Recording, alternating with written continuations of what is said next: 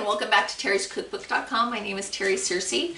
I'm sure that the TV has been on in your home, and if it has, you've been seeing those pizza commercials and it looks really good and you're really wanting pizza and you don't have it again, or you already ate it a few days ago. So I want to show you how to make some pizza crust without using any yeast. It is a little more fattening, which is a little more tasty because we're using cheese, very little flour, but it's really, really good. You can actually pick it up and put it in your hand and put it in your mouth like a regular slice of pizza. All right, so let's get started. I am going to have the recipe because there is some variances on this. I do actually have measurements for this. I'll be putting that up on my website. What you're going to need is about 1.5 cups of shredded cheese. It doesn't matter what you have because normally I use mozzarella, but not today. I don't feel like going out. I don't want to go out, so I'm not going to. So 1.5 cups of cheese. If you do not have 1.5 cups of shredded cheese, but you have these little cheese cracker or these little cheese slices, it takes about 25 cheese slices. If you have the larger cheese slices that they usually sell with deli meat, so the little larger ones, it takes about 9 of those slices. And if you have a scale, it's about 6 ounces scaled out. Once again, I'm going to put all that on the site so you have it. You need 3/4 of a cup of flour. I'm using almond flour. I am not using the almond pulp from the milk the other day because I need some oil in it, and we pretty much extracted all the oil from making the milk. So you can use 3/4 cup almond flour, you can use regular baking flour, you can use cauliflower flour, gluten-free flour, any flour you want, 3/4 of a cup. You're also going to need 2 ounces of cream cheese, which is about 2 tablespoons plus 2 teaspoons of cream cheese. If you have the feta cheese, that also works. And you're going to need 1 egg that's been beaten. Okay, what I'm going to do is I'm going to put my cream cheese in with my regular cheese. But I want to explain something right now before I continue on.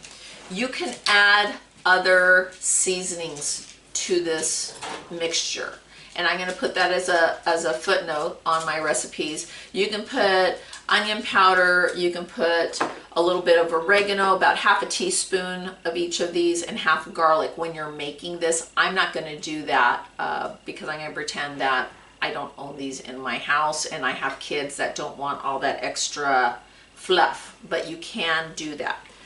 Okay, right now I have my cheese and I have my cream cheese in a bowl. I'm going to pop this into the microwave for about 1 minute. If you have a wooden spoon or a silicone spoon, that kind of works better. The metal spoons are cold, so it's going to make everything stiffer quicker. We don't want that.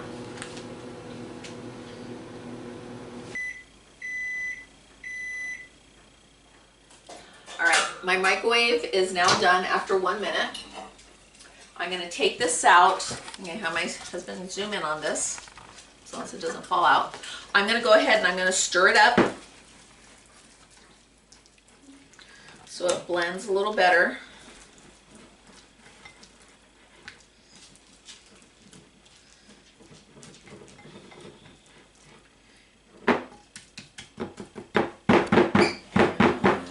I'm going to pop it back into the microwave for just another 30 seconds. So, and it goes another 30 seconds. This is about what it should look like right now.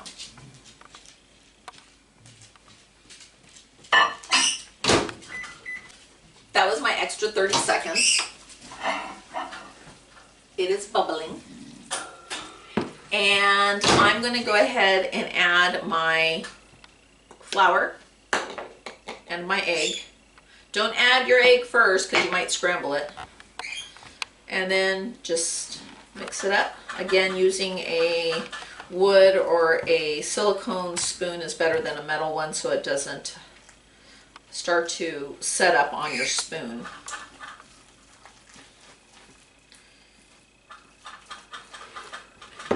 Mix it all up. At this point in time, if you want to add a half teaspoon of your garlic powder, half teaspoon of onion powder, some oregano or Italian seasonings, about a half a teaspoon, go right ahead. You can do that right now at this point in time. All right. As you see, this now pulls away from the bowl. That's what it should do. It should pretty much pull away from the bowl. Okay, I have to work with it, so I'm going to let it cool down for just a second, and I'm going to explain this part while it's cooling down. You don't have to have a round pan. You don't have to. You can use a cookie sheet if you want. What you're going to do is you're going to get some parchment paper. If you don't have parchment paper, you can use a brown paper bag, but just note that if you cut a brown paper bag, it is going to absorb a little bit more of the oil from the cheese, so it might be a little drier crust. So you need 2 sheets of this because we're going to flip it out. I have my oven set at 400 degrees, and I'm going to, now that this is kind of settled, you do not need to spray your parchment paper. It comes out pretty easy. It's a pretty clean bowl. You don't need to go any more with it if you don't want to, but it's still going to take a little bit, a couple little chunks out. If this starts to stick onto your hand, you can put a little Pam spray on your hand or get more flour. So with your hands, it's just very lightly warm to the touch. I'm going to go ahead and I'm going to start pressing this out.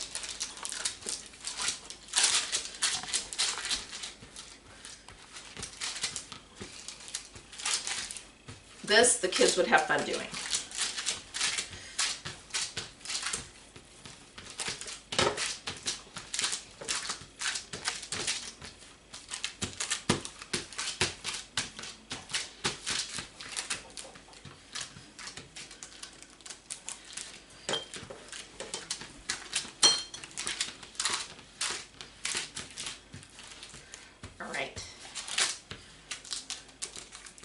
This is one of those keto recipes. I know some people, when you say keto diet, they're like, ah, that sounds so gross. I'm never going to do that. This is actually a keto recipe. So, see, it's not all bad. All right. I'm going to rinse my hands off and wash them off.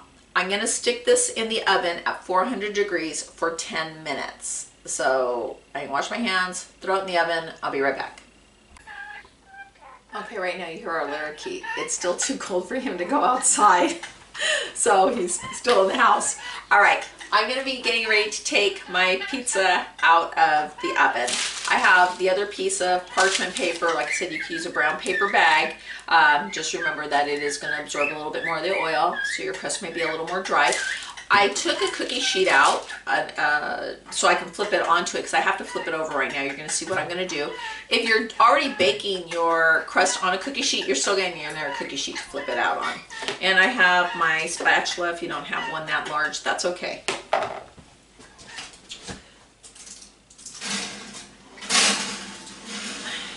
So about 10 minutes, this is what my crust looks like. I'm going to put the other piece of parchment paper on top, and I'm going to flip it over onto this pan. Be careful so you don't burn yourself. And I'm going to slide this onto the other cookie sheet. So it was pretty easy. So I just took some of the excess of this parchment paper. It's okay that you have a little bit of crust on there, and I put it right on there. And now I'm going to peel this off.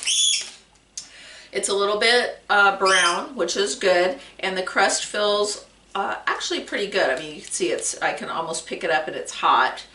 At this point in time, you could, depending on what you're going to be putting on, if you're going to be putting more things that you want to toast up a little bit more, like artichoke hearts, I wouldn't do the second baking of 10 minutes. If you're going to be doing this for kids, like with pepperonis and that, I'd probably bake it another 10 minutes. I'm going to go ahead and bake it another 10 minutes because I'm going to do a margarita, pizza margarita. So I'm going to stick this in the oven for another 10 minutes. Okay, while this is baking, some of you are saying, okay, so we're on lockdown, or I'm not going out to the grocery store because I have small children. It's about the sauce. I want to give you some ideas. Obviously, when all this stuff is over with, you all can make your sauces the way you want. I'm just trying to help out with what you have in your home. So if you are a professional, you're going, oh no, I see ketchup. Okay, at this point in time, that's what you have. That's what you have.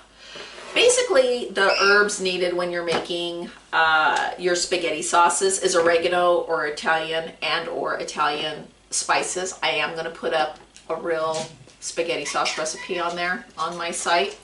Again, you're going to use onion powder, garlic powder, some salt, and some sugar. If you read the ingredients on ketchups, it usually has, well, it has corn syrup, so there you go, there's your sugar. It has salt, it has onion powder, and it has some spices. You could just put ketchup if you want to. If you want to add any of these spices that I just pointed out to you, you can add that to this. Perfect. All right, it works. Do it to taste. I don't know your children. You could use spaghetti sauce. That's what I'm going to use. I'm just going to use some spaghetti sauce, or to make a real sauce, you're going to use tomato paste and tomato sauce. But again, my husband and I we're trying to stay in as much as possible, so I'm going to save this for meals I might have to make later on. So for me, I'd rather use the spaghetti sauce or the tomato sauce. Again, I will put that up on the website. Another thing you can use, which I used yesterday because I made this dinner yesterday, is if you have any of this fresh mozzarella and that's been marinating, or any of your cheeses, sometimes your feta cheese comes in an oil, you can use that on your pizza. So there's a lot of, they call it like sauceless pizzas, naked pizzas, where they don't have any red sauce on it. You can go ahead and just get your little baster, your little brush, and put that on. So you could use that if you have any of that. So a lot of times your feta cheese and or your mozzarella comes with olive oil already on there. If you have some Alfredo sauce, that's a new thing too. If you want to put Alfredo sauce, you can put Alfredo sauce on your pizza. If you want a creamy mushroom sauce, if you have cream of mushroom soup, don't add, well, depending on what you have, depending what brand. Some brands you don't need to add some water to it. Some brands you add water to it. Don't add a lot of water. You want it, if the brand calls for water, don't add a lot of water to it, because you want to make sure that it's thick enough that it can hold onto your pizza. So there's a few different things you can use for sauces. An Alfredo sauce that you have. If you have mushroom soup, if it calls for water, just don't add so much. If you have a cheese that was marinated in some type of oil, you can add that. You can add spaghetti sauce. You can make a ketchup. You can make a real pizza sauce. Those are some of the ideas there. Now for toppings for your pizza. Basically anything you have. You can put little tiny pieces of broccoli heads. I'm going to put cheese. I'm going to make a margarita. I did have some Monterey Jack that was grated. If you don't, if you have these little guys, if you have regular cheese, if you just want to put Parmesan cheese on there, if you don't want to put any cheese, tofu cheese is fine, whatever you have. I had some basil. It looks kind of bad. It's been cold in California, so my basil isn't doing so well. But I'm going to put some basil. I had a little bit of olives left for my tacos the other day. I don't know why. There always needs to be like just a small amount of something left. Just drives me crazy. Sun-dried tomatoes. If you have the ones that are in the package that are usually really dried, they're not in oil, you are going to have to plump those up, put them in some boiling water, boil the water, take it off the stove, set them in a coffee mug for about 2 to 3 minutes, let them plump up. If you just put them on your pizza, it's going to be hard and crunchy. Okay, so you don't want to do that. If they're in oil, you're fine. I'm going to put some red chili peppers. If you have any salami meats, any deli meats on there, put it on there. You know, you all know you all eat pizza, so you can figure out what you want to put on there. I also found some canned artichokes, but I'm going to save these for later on for another meal, so I don't want to necessarily use those. Again, I'm trying to think about making something that's tasty, something that's good, but I don't necessarily want to pack it all on there because I don't want to have to go to the grocery store later on. So I'm going to turn off the camera. I'll be right back when it's out. All right, it's time to take the pizza out. So I've now taken it out of the oven. I don't need to flip it anymore, so this is about what it looks like.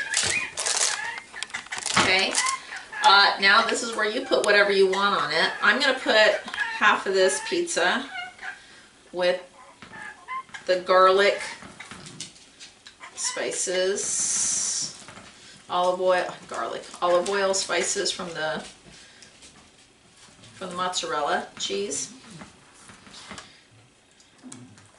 And on the other half, I'm going to go ahead and put spaghetti sauce.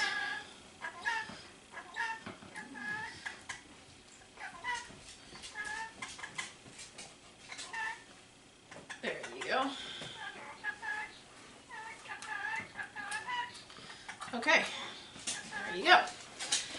I'll go ahead and put whatever toppings. If you have these cheese squares and you want to use that, that's fine. Like I said, I had a little bit of Monterey Jack, so I'm going to use that on there. And at this point in time, if you have Velveeta cheese slices, throw that on there. I mean, it's about staying in and trying to stay safe. I'm going to put the few little bit of olives that no one wanted to put on their tacos. Cut these up. So definitely look through your refrigerator, see what you have. On this one that doesn't have tomato sauce, I'm going to put some of the sun-dried tomatoes that I had on there. And I'm going to found one tomato that was not doing so well. You want to make sure that when you're doing this pizza that you slice your tomatoes really paper thin because they're not going to cook that fast. It's going to be another 10 minutes in the oven. So it was 10 minutes on each side. If you prefer not to, because you're going to put a meat that you really want it to crisp up or cook really well, you want it to shrivel a little bit, then I wouldn't do the second turn of baking. All right, I'm going to throw this in the oven, and I'm going to put it in for another about 10 minutes. It's still at 400. If things haven't melted after about the next 10 minutes, I'm just going to turn the oven off and leave the pizza in there and let it slowly melt, because if you've used the mozzarella balls like from the oil, the little container with the oil, those are thicker, and you want to make sure that your cheese is not cold. You want to make sure it's at room temperature so that way it will melt quicker. Okay, and it goes. I'll see you back. Welcome back. We're going to take a look to see what our pizza looks like. This is the way I like it. So it's nice and crusty on the side. So this is what it's going to look like after like basically 30 minutes, kind of really crispy. I'm going to put that out there. It's easy to clean up. And if you have a really good pizza cutter, great.